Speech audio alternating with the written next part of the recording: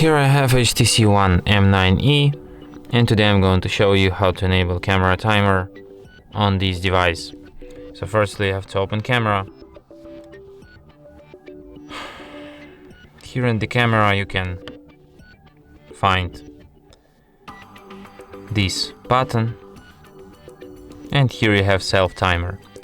You can set it like on 5, 2, 5 or 10 seconds.